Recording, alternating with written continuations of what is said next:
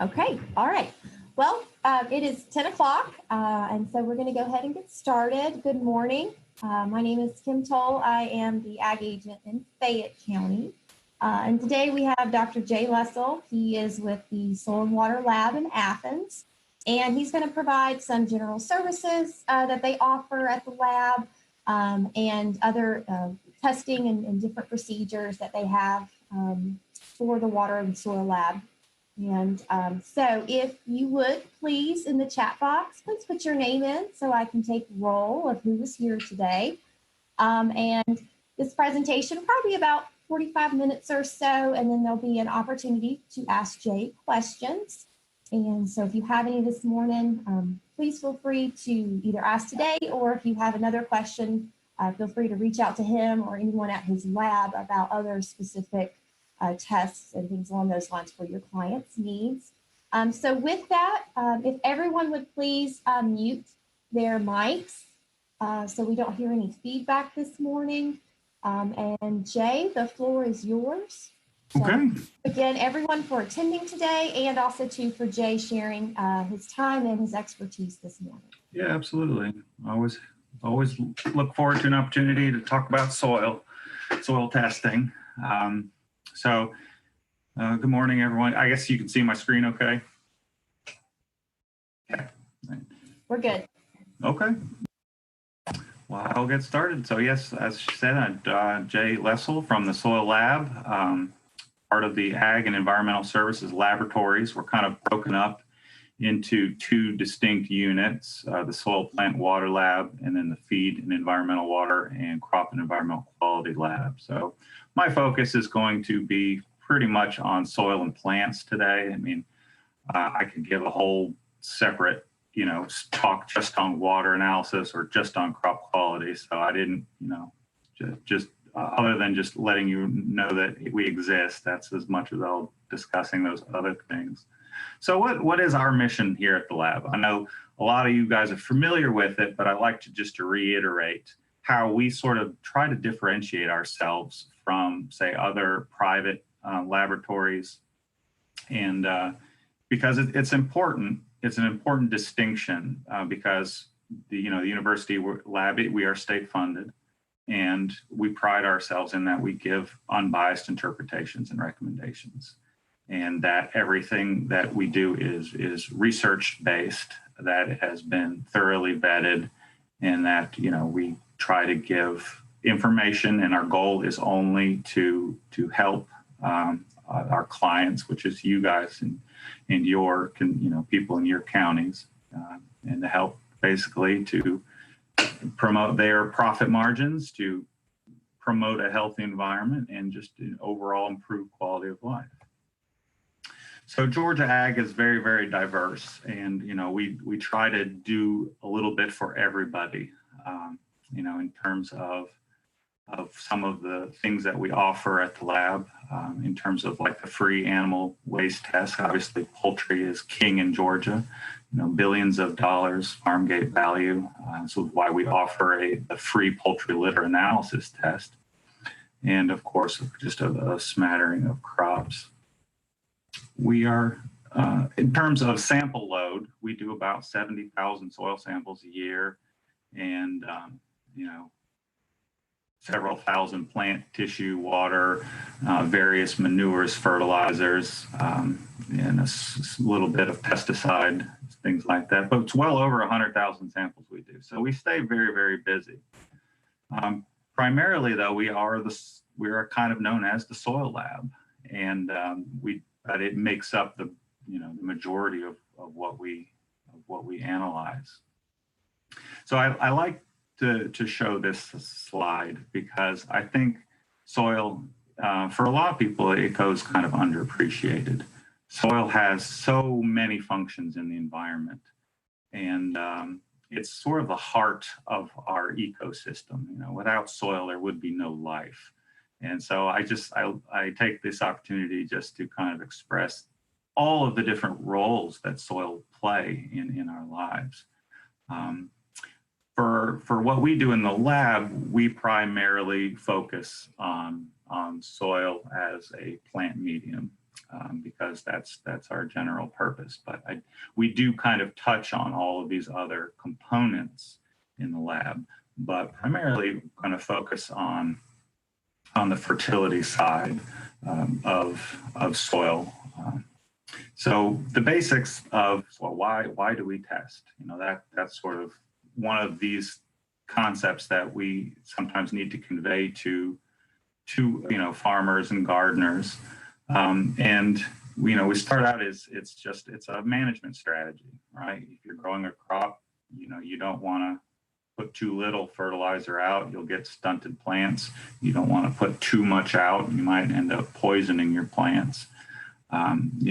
So amendments have to be made, and sometimes it can be difficult to know how much to put out, when to put it out, in what form it needs to be put out. So there's all these different caveats. And so it all begins with testing. So, testing is probably the most basic, diagnostic tool that we have. So from any kind of agronomic standpoint, you've got to start with a soil test to have some semblance of knowing how to approach, your management strategy. So it's a diagnostic tool and the basis for intelligent application of fertilizer and lime. So over here on the right side, we have this barrel, and this kind of displays Liebig's law of minimum, right? So if the amount of water that barrel holds symbolizes your crop yield, for example. So you can only put as much water in that barrel as the lowest slat. So if each slat is a different elemental or mineralogical component, then whatever is the limiting factor is going to dictate how much water you can fill in that barrel. So in this particular picture, you have potassium is the lowest slat. So obviously, unless you fix that problem, you're not going to be able to raise your yield. So that's kind of what we do for the soil testing component. We figure out what is the limiting factor, and there's always going to be one, regardless. There's always going to be one, and so we look to see how we can fix that problem to get everything in balance. And of course, it's not like in most cases, you could just throw the kitchen sink at your garden or your soil, but then you're getting into toxicity issues. You're going to be wasting money. And of course, you could be potentially contaminating the environment in our surface water, groundwater things. And of course, you would also be just wasting money. So at the crux of it, we need to figure out a strategy, and we have to figure out what the limiting factors are. So when we do these tests, we do them in such a way we can get very accurate results. Of course, how to interpret those results is equally important, and we can only interpret them as well as the sample has been taken. So if the sample is not taken properly, while the results might be accurate, the interpretations will not be. So the most important, this whole process needs to start with proper sample taking, and so it all starts with kind of delineating areas of concern, figuring out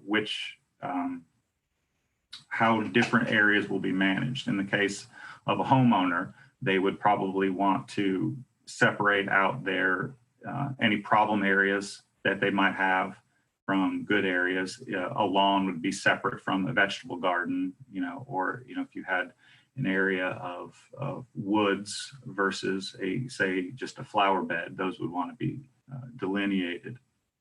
So you separate things out by land usage. For larger areas, we pasture lands or cotton fields, something like that, we typically say one soil bag should represent no more than 10 acres, and obviously avoid unrepresentative areas. So if you have a pasture field, for example, you would want to stay away from areas where the cows are congregating, which would obviously change the nutrient status of that particular soil sample. And of course, the depth of your sampling should also be taken into consideration.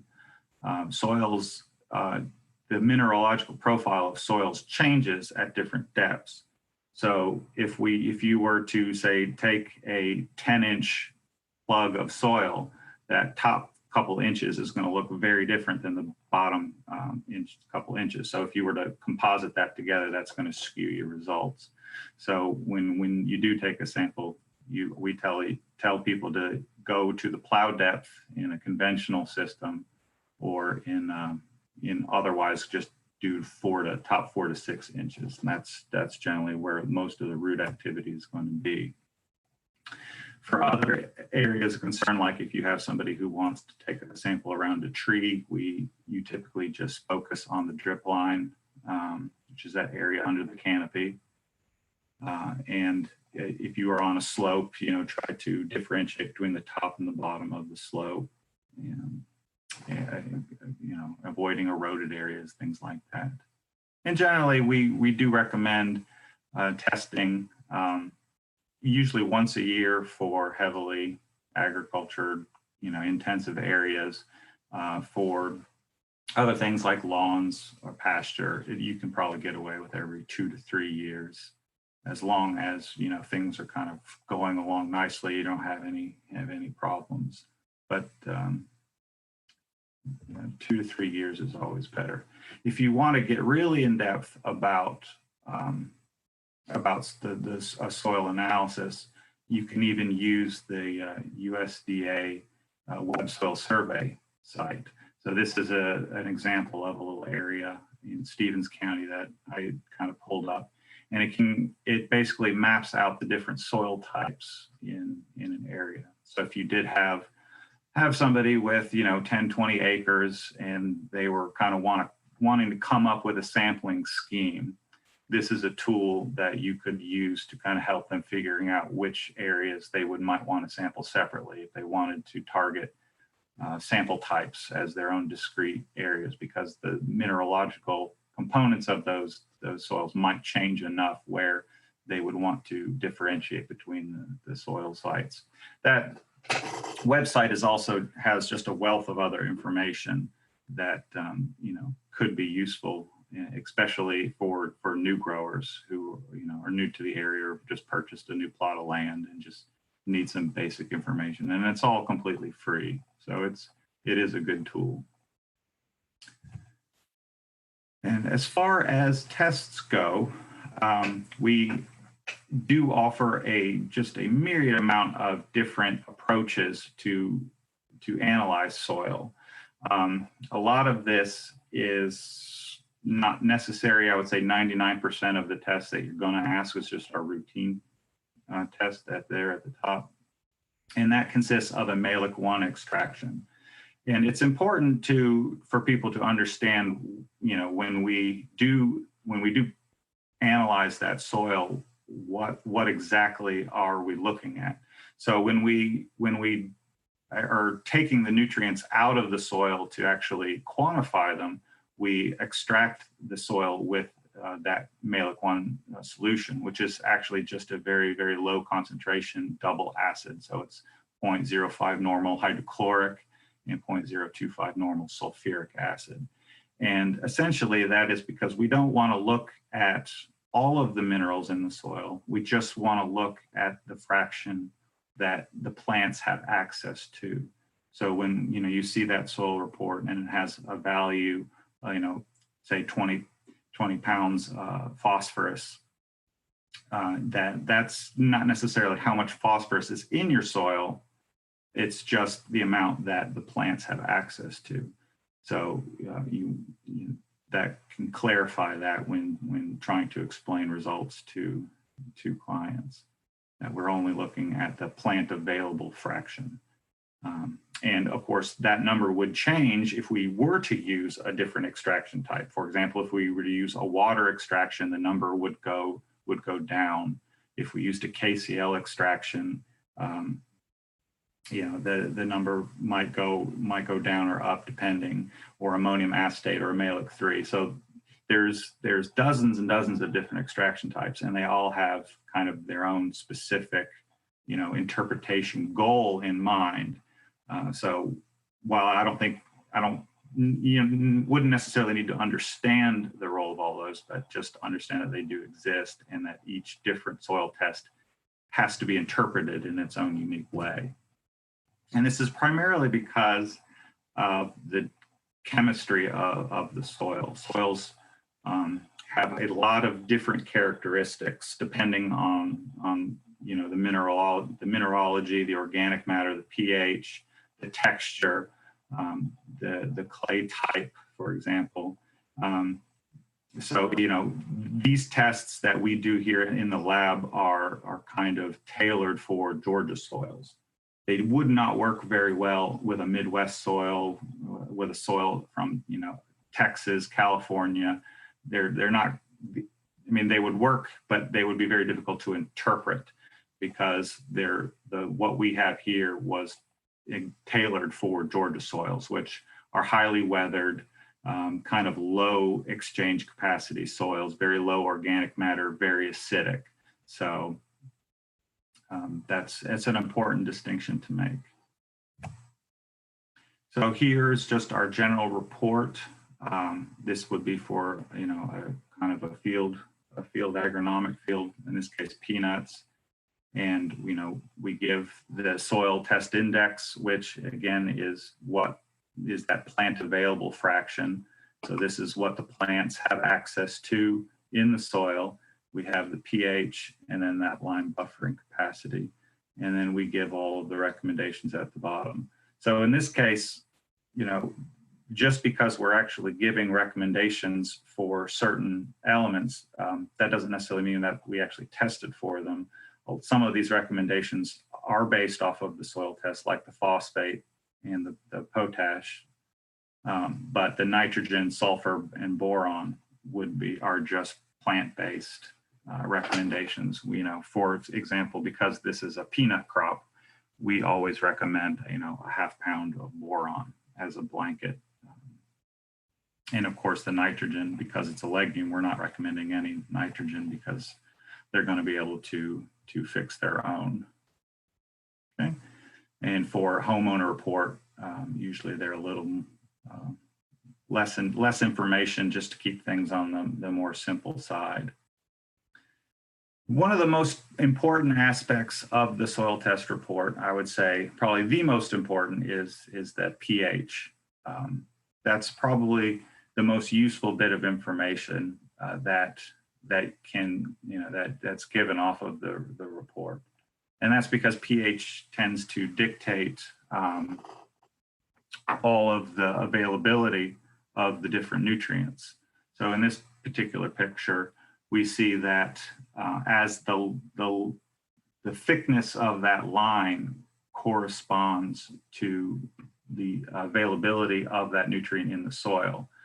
So phosphorus is probably the best example. So the concentration of phosphorus, the plant available concentration, for example, is not necessarily changing, but as you decrease the pH, the plant, it's going to become less and less available. So, you can increase the amount of phosphorus that the plant can have by just increasing the pH. So for example, if you were to see a phosphorus deficiency in your plants because of a low pH issue, there would be essentially two approaches. You could throw a lot more phosphorus at it, or you could just raise the pH and then the plant will then naturally be able to access the phosphorus more easily. So generally speaking, pH is the most important parameter in the soil that needs primary attention before you worry about other things like fertility. Because when you maximize your pH to the appropriate range, that's when you get the most out of your fertilizers. If your soil is extremely acidic or extremely alkaline, the fertilizer is just not going to be able to be utilized very efficiently. A lot of what I see with homeowners, especially in lawns, is people get a little overzealous with their liming, and they'll actually end up increasing their pH by too much, and then all in their grass starts to get yellow. So you'll see, like, as the pH goes up for iron, for example, the amount of availability starts to decrease. So you start to get iron deficiency, beyond 7.5. And of course, without iron, the plants cannot properly utilize nitrogen. So you end up getting yellow and stunted grass. Of course, every crop has its own, preferred pH. So that's another thing to be taken in mind. Generally speaking, though, we want to target 6 to 6.5. And that's where most of our recommendations will kind of default to. So for example, for a vegetable garden, we'll give liming recommendations to get you to a target of 6.5, which generally speaking is going to be suited for most plants. Obviously, if you were growing blueberries, you would want a much lower pH, and that would all be adjusted on the report themselves. The thing to remember about Georgia soils is that they start out naturally extremely acidic. So generally speaking, we're always going to be having to add lime. And it's going to be a constant struggle because there's just natural processes of acidification through rain and fertilization, things like that. So, which kind of gets back to that point of where you really have to continually test, especially every few years, just to make sure that your pH is being maintained in the appropriate range. And of course, if it gets too low, you start running into toxicity issues. In the case here with these roots, you can see that at a pH 6.5, they look nice and healthy, and they're growing vigorously. And as the pH goes down, they get more and more stunted. And that's due to acidic conditions, which is increasing aluminum availability in the soil, which leads to root death. So it's important to keep in mind when we look at these soil reports that the amount of lime that's being recommended is not necessarily dictated by the pH alone. It's also a function of another factor, which is the lime buffer capacity, the LBC on that report. So here's just a quick example of, we have two soils. We have a sandy soil with a pH of 5.2 and an LBC of 100. And then at the bottom, we have a clayey soil, also has a pH of 5.2, but it has a lime buffer capacity of 250. So in this particular instance, we're recommending 25 pounds per 1,000 square feet of lime for the sandy soil to get to a 6.0 to 6.5. But in the clay soil, we need 70 pounds. So almost 3 times as much lime to essentially get to the same endpoint of 6 to 6.5. And this kind of harkens back to that cation exchange capacity, the CEC of the soil. So most of that residual acid is being held on the soil surfaces. Well, all of the charge in the soil is in Georgia soils, it's mostly due to the clay content. So as the clay content goes up, you have a residual acid pool that you have to contend with. So it makes it much harder to adjust soil pH. So in many instances, if you have a client who comes with has really, really heavy clay soil, their report might be 200, 300, or even 400 pounds of lime, to get them in the right place. And some clients will look at that and they'll just be like, all right, something's wrong. That's way too much lime. And then what you'll say is, well, just look at, you look at the LBC and the number's really high, and it's like, well, it's a clay soil, and that's why. And then probably what you would want to tell them is that they'd start needing to do slower split application adjustments over time, possibly look at different sources of lime. So here we have this is just a list of different liming materials, and that can be used. So when we do give recommendations for liming, so say it is 50 pounds of lime. What we're assuming is that you're going to be using calcium carbonate, which is just kind of regular ag lime, has a CCE of 100%, so basically pure lime. However, so if you do have a client that say, well, I have burned quicklime or slake lime, or I want to do, just have wood ashes that I would like to put out instead, you would need to make adjustments to the amount of lime that they were adding to come up with an equivalent amount. It's mostly just, just a simple conversion.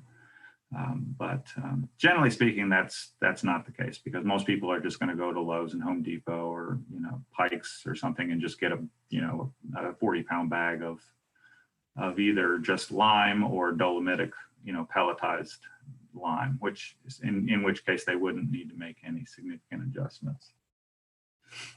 The important thing to remember with the liming, though, is how it is applied. So if they're just going to go out there and surface apply it, for example, it's the amount of penetration that you're going to get is going to be significantly different than if they were to actually incorporate it. And so it's going to take a lot longer to kind of fix low acid soils, in deeper depths when they do surface application. So here at the top picture, and here you can see this is an example of a line. Essentially, they just applied lime in a furrow, just surface applying, and then you can see that generally they only got a pH adjustment down to about 1 inch of soil, and it just basically stops right there. And then on the bottom, they actually kind of furrowed it in along that same line, and all of a sudden you see, well, now they're getting good pH adjustment all the way down to 3 inches. And that's something to remember with liming. You're not going to get very deep. So the more you can do on the front end of things, the better. So if you have somebody who wants to install a new lawn, for example, you say, well, before you do anything, pull lots of soil samples. Let's see what the pH is. And if it's bad, then before you install the sod or put down the seed, get in there with lime, mix it as deep as you conceivably can. If you fix it on the front end, you're just going to have a much, much easier time moving forward. So it's when somebody already has a fully established lawn with a lot of acid problems, it's going to be more difficult to get good penetration and good liming adjustment. And a lot of times you're only going to see it in that top 2 inches of soil versus much deeper. So yeah, it is always better to incorporate lime if possible. Hey, Jay. Yeah. Question from Laura. Will it work its way down eventually if you surface apply? No, not really. It will to a certain degree. I mean, I think given enough years, yeah, you probably will get 3 to 4 inches, but never much better than that, unless you are doing deep incorporations. So yeah, and that's enough though. I mean, the root zone, 90% of the roots are going to be in that top 4, inches anyway. So that's usually that's good enough. But yeah, so for a surface applied soil, it might take 2 to 3 years before you get a proper adjustment down, at that 3 to 4 inch range. So, which is why incorporation is so important. I have another question. Zach asks, would pairing liming with aeration assist in established lawns? Absolutely.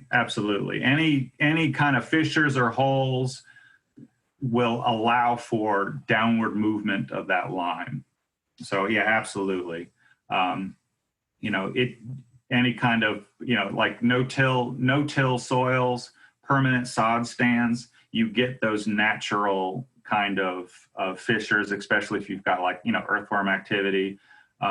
but yeah, you absolutely will. And of course, if you aerate, yeah, you're creating kind of plugs there, and that will all benefit. Yeah, and you will get more consistent penetration and good adjustment. So yeah, that's definitely something to encourage for lawns, especially. Aeration is definitely important.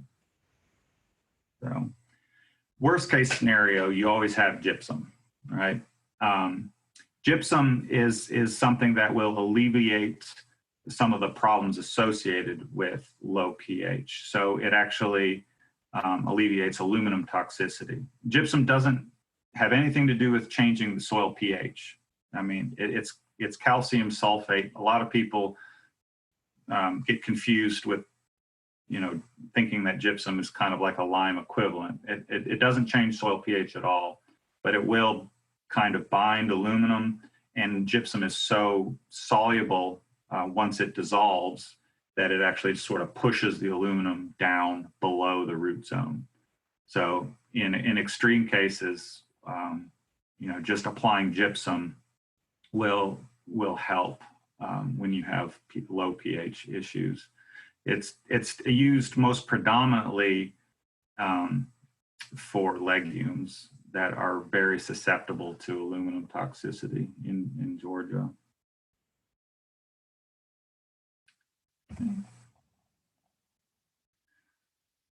So yeah, so when you see that lime buffer capacity on the report, that is the indication that you have, you can just see that LBC and immediately know something about either the clay content or the organic matter content.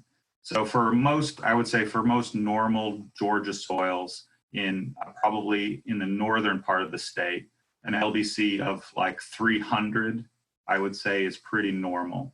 And then as you get to South Georgia, you're probably like a 150 because there's just a lot more sand. So if when you start seeing LBCs that are like 500, 600, 700, then you're dealing with somebody who has very, very heavy clay, and then they're gonna probably run into those more toxicity issues. Of course, if somebody turns in an organic soil that's like mostly like potting mix, you'll also have very high LBCs because organic matter also has high charge, just like clay. So sometimes that can be a little confusing. You would actually then have to actually look at the sample to be able to differentiate. Okay. And in some instances, we will recommend a particular type of lime. Usually we base it on the magnesium level in the soil. If it's low, we'll tell people to use dolomitic. Even if it's not low, it's not going to be a problem.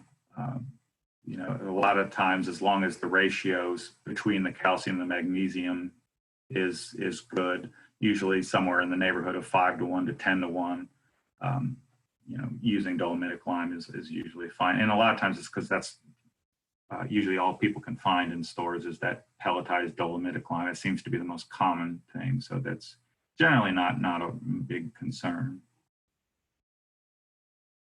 Okay. I do get a lot of questions about why we don't test nitrogen, at least not in the routine test. We do test nitrogen at the lab, and we test many different forms of nitrogen. We have total nitrogen, we have organic nitrogen, we have ammonia, nitrate, and nitrite. So we really have 5 nitrogen tests at the lab. The reason we don't actually, incorporate that into the routine test is because generally speaking, it's near impossible to interpret that result. In the soil, nitrogen is so transient that it's constantly moving. And so if we were to test it one day and then the next week, the number could be drastically different, whereas that would never be the case with something like potassium, phosphorus, calcium, or the pH. I mean, those are very stable and are not prone to huge fluctuations. Whereas in the case of nitrogen, usually regardless of the amount of nitrogen you add one year, it's pretty much gone by the next season, that next growing season. And that's just because of the way that it's just constantly moving. It's either leaching through the profile, it's going up into the atmosphere, it's being taken up by plants, it's being utilized by the microbes in the soil. It's in a constant state of flux. So, you will definitely get those questions from your clients, because they'll say, well, where's my nitrogen? I want to know how much nitrogen I have. And you'll have to kind of try to explain that that's the reason. There, in some other parts of the country, they do actually do some nitrogen analysis as part of their routine tests. And that's because of the fact that for certain parts of the country, they have a dry season. Georgia does not have a dry season. We're pretty much consistently wet year round in terms of amount of rainfall per month. It doesn't change all that much. So because our soils are kind of consistently staying wet, especially through the winter, all of that additional nitrogen that wasn't utilized during your primary growth season is just going to be completely flushed out over the winter. In states like Texas, Oklahoma, they have their winter is their dry season. So they do test for nitrate because they'll use that as a credit going into the next season. But essentially it would just increase our costs and really wouldn't add any value. And that's kind of why. So when you do get those questions, that would be why. And another thing is to keep in mind when in helping to interpret these reports, we always give nitrogen based on the crop that they're growing. However, if you have an organic grower that's saying doing cover crops and incorporating those cover crops, or they're putting in litter, things like that, they would need to kind of have a little bit of idea of how much nitrogen that their soil is already being credited.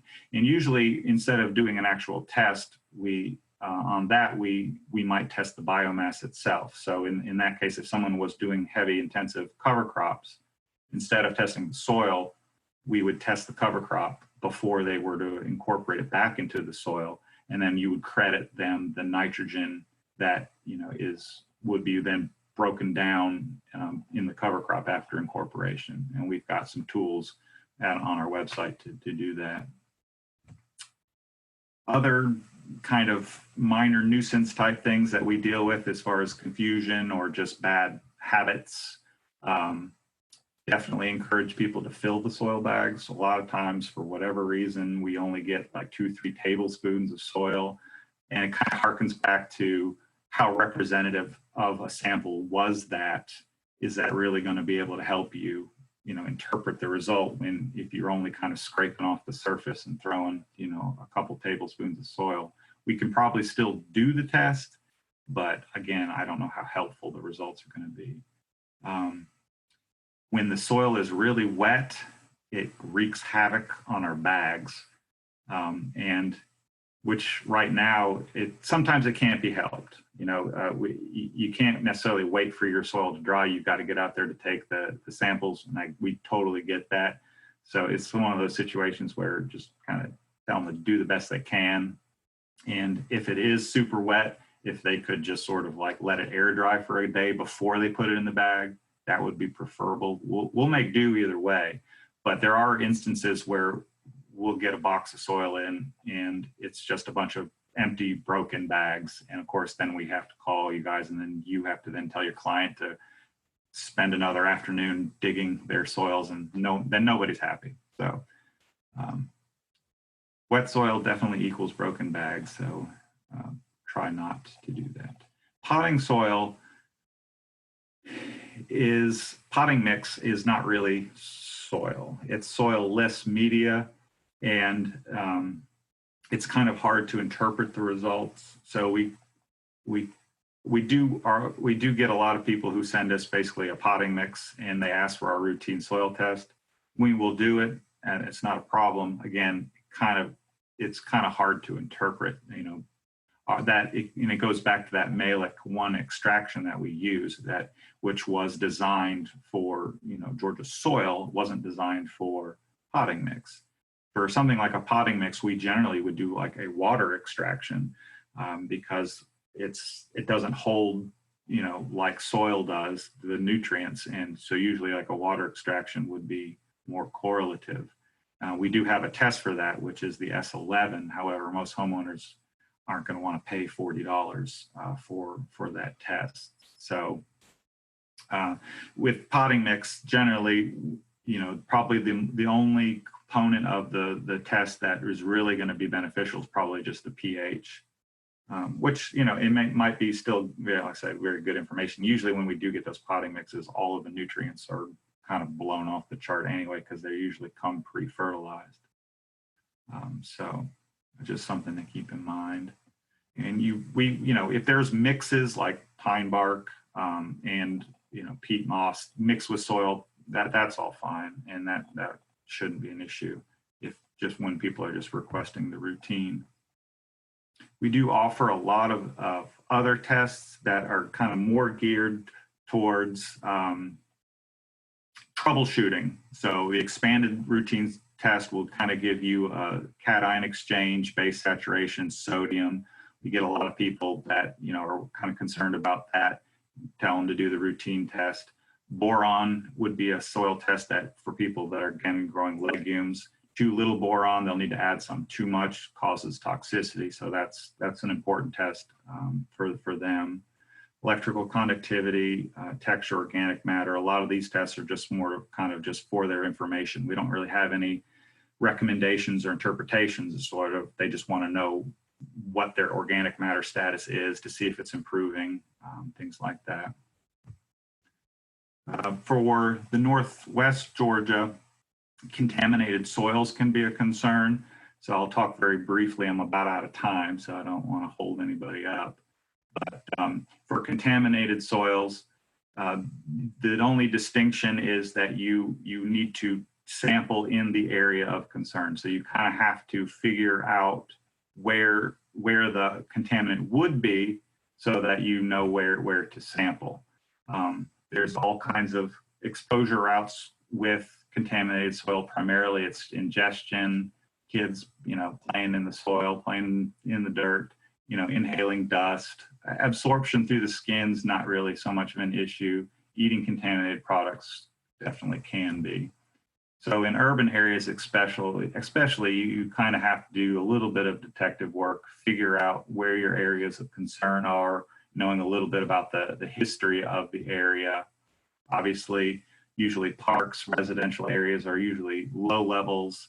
Obviously, if it used to be a commercial, area, an old orchard, old cotton field, there might be some concerns. If the area used to be industrial, rail lines, old dry cleaner gas stations, or just a dump, obviously then you have a huge high level of concern and definitely would want to test. So just kind of understanding where those problems might arise, it will help kind of be able to figure it out. Around homes, where you would want to sample would be, right up against the house, because you get all of that lead paint flecking off, contaminating the soil. Within 20 feet of like old treated wood, arsenic treated wood, for example, close to rail lines, roads, things like that. This is kind of what our report looks like for heavy metals, and we'll give what the value, if the maximum amount where the area of concern would be. So for arsenic example, anything over 20 would be too much. So that just kind of gives you a plus minus on should I be concerned. And then if there is anything above that, we can kind of go further into interpreting how concerned we should be. For example, for arsenic or lead, we say that there's a medium level of concern here, a high concern, above certain levels where you would actually need to probably consider remediation. And of course, just what you would tell your client in terms of, if you do have a little bit of lead, and if it's low enough, say, well, just make sure you wash your hands really good. Don't worry about it. Up to, you need to not use that soil, grow on raised beds, or excavate and, start over, something to that effect. and of course, just, good practices in terms of what to avoid and how to, minimize incidents of exposure. So for this test, generally, we just recommend the total elemental analysis is the S13. That'll give all of the heavy metals of concern. And I would say for most people, if they're having any kinds of concerns about contamination, that's the test to start with. We do offer some other tests like mercury and various insect pesticide residues, but I think metals is generally the best place to start, because usually a lot of these kind of come hand in hand unless you have a very specific, example like a dry cleaner where it would be mostly volatile organics or something. And I think I'm out of time. I was going to get into plant tissue analysis, but this is probably a good enough stopping point if there's any questions.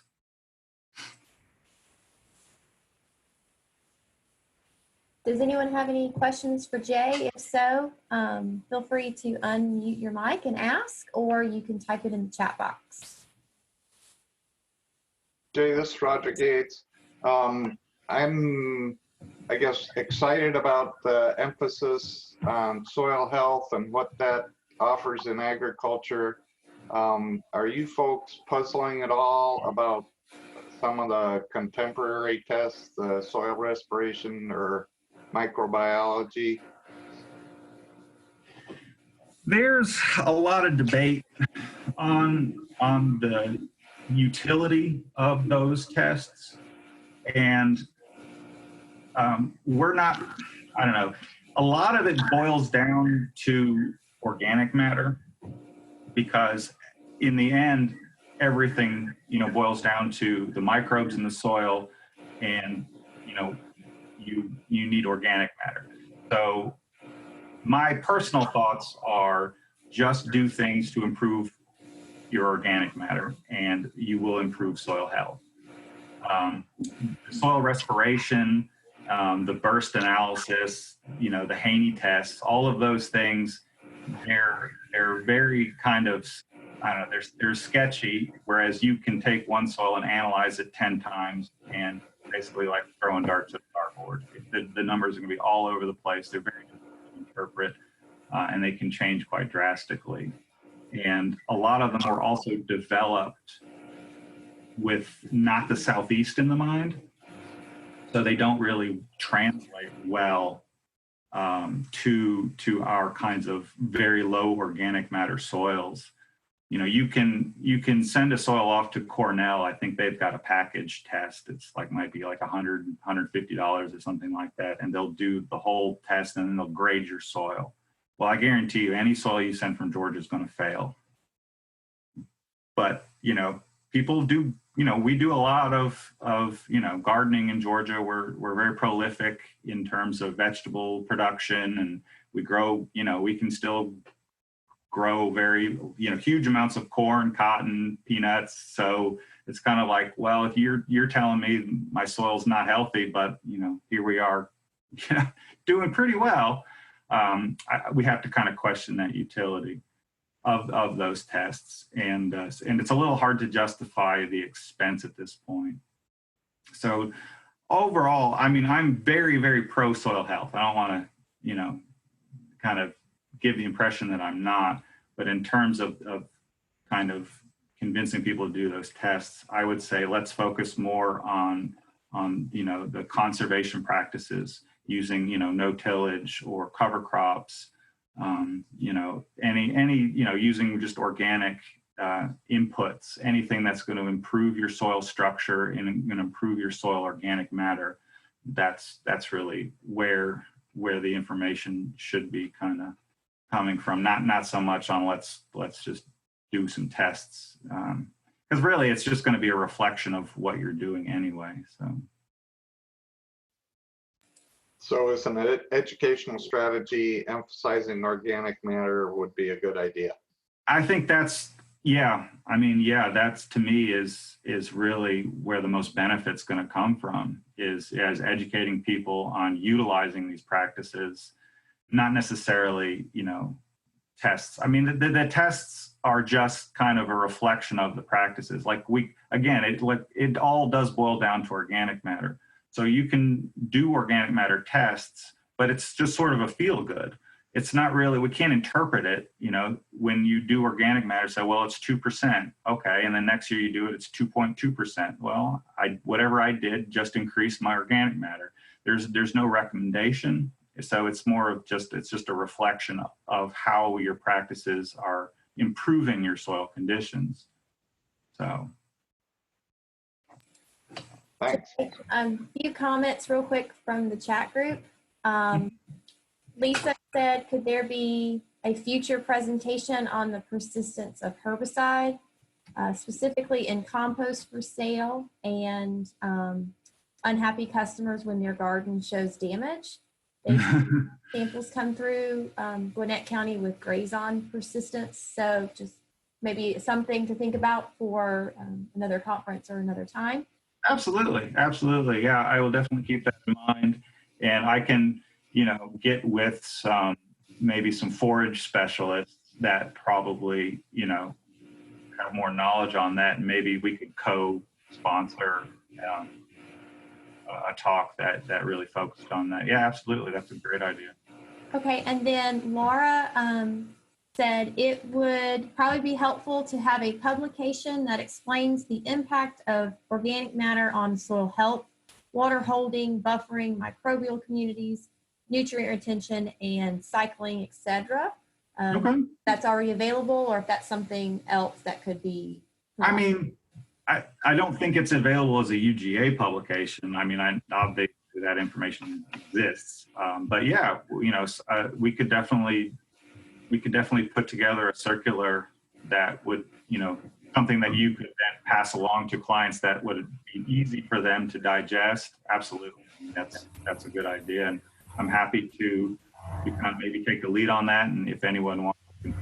Yeah, I would be happy to work with you on that. I just say that because I've had a lot of the similar questions. I don't know all the counties, but certainly in Athens, a lot of people want like a soil health test, but I agree with you. I did a lot of research in soil health, and it's just probably not practical, especially on the homeowner level, to offer that.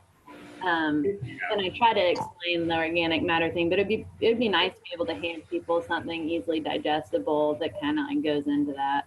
Yeah, that'd be a great idea. Yeah, we can definitely do that. Does anyone else have any questions for Jay? Oh, Paul has a really large comment. Paul, are you able to ask Jay directly? Maybe not. So I can read it. Oh, okay. Despite my attempts to debunk conspiracy theories, I still have clients that want to test their soil for contamination from chemtrails and the local coal power plant. They usually don't bat an eye, spending $100 peace of mind. What battery soil test would you recommend? Probably, honestly, I would send them to a private lab because, and this is something that we're actually probably trying to get away from ourselves.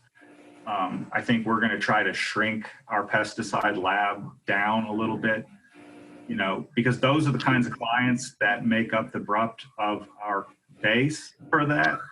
And we probably only do 200 to 300 of those a year. So just to keep a couple people employed to do the tests, we're basically hemorrhaging money just to deal with conspiracy theories. Probably the volatile organic carbon or the volatile organic compounds suite of tests would be an appropriate one. And somebody like Eurofins, Eurofins, Eurofins, they're a pretty big laboratory that will do that. They do routinely those kinds of environmental tests, and probably would do it in a shorter time frame than we could. But yeah, those kinds of broad-based, just kind of look for anything tests is probably exactly what they're looking for, because you'll come, basically it's a screening of like 150 different chemicals, and then they'll know that And I doubt the answer will be good enough anyway, because especially if they believe in chemtrails.